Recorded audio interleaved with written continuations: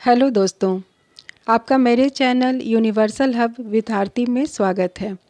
आज मैं आप लोगों के लिए नेशनल एजुकेशन पॉलिसी यानी राष्ट्रीय शिक्षा नीति 2020 जो शिक्षा मंत्रालय द्वारा जारी किया गया है, उससे संबंधित कुछ तथ्यों को आपको बताने जा रही हूँ, जो कि बहुत ही महत्वपूर्ण टॉपिक है।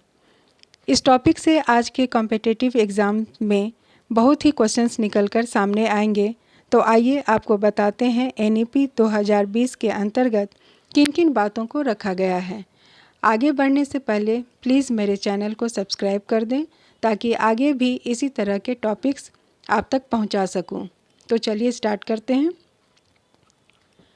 सबसे पहले तो ये पता होना चाहिए कि राष्ट्रीय शिक्षा नीति 2020 में लागू किया गया। केंद्र सरकार ने नई शिक्षा नीति को वर्ष 2020 से शुरू कर दिया है। राज्य सरकार की अनुमति से इसे राज्यों में लागू किया जाएगा। कर्नाटक और मध्य प्रदेश सरकार ने नई शिक्षा नीति को अपने राज्यों में लागू कर दिया है। पहले शिक्षा नीति को मानव संसाधन मंत्रालय द्वारा चलाया जाता था, लेकिन नई शिक्षा नीति 2020 लागू होने के बाद इस मंत्रालय के नाम को बदलकर शिक्षा मंत्रालय कर दिया गया है। यह नीति उच्च शिक्षा को अपनी भाषा में पढ़ने की स्वतंत्रता देने की बात कही है, यानी कि पहले मेडिकल, इंजीनियरिंग जैसे उच्च शिक्षा की किताबें इंग्लिश में ही आती थी, जो कि अब इसकी शिक्षा अपनी भाषा में भी दी जाएगी। यह शिक्षा नीति कला और खेलकूद के क्षेत्र में बच्चों को बढ़ावा देती है। नई शिक्षा नीति 2020 के अंतर्गत शैक्षणिक संरचना को 5+3+3+4 में डिजाइन किया गया है, यानी कि आप इसे इस तरह से समझ सकते हैं। पुरानी शिक्षा नीति 10+2 के अनुसार चलता था, लेकिन नई शिक्षा नीति 2020 की शैक्षिक संरचना 5+3+3+4 के हिसाब से की गई है। आइए इसे इस तरह से समझते हैं। प्रथम 5 वर्ष जो है उसे 5 फाउंडेशन स्टेज कहा गया है।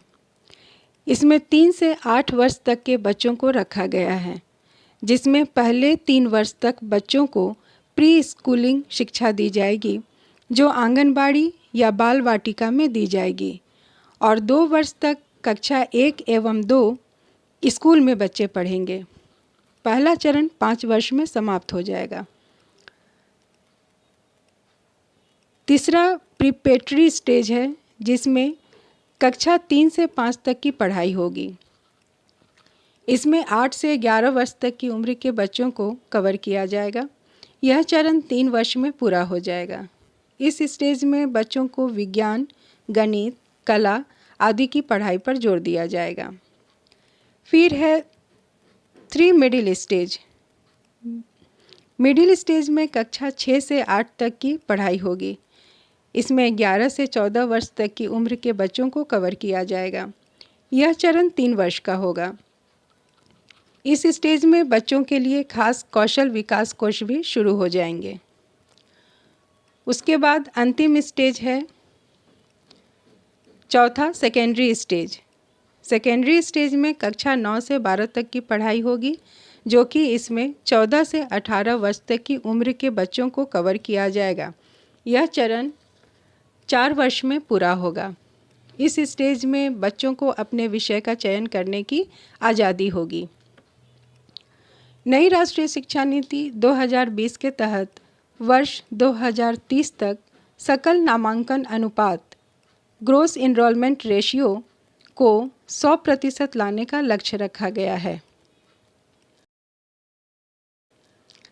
अब आइए देखते हैं नई शिक्षा नीति 2020 के प्रमुख बिंदु या विशेषताएं इस प्रकार हैं।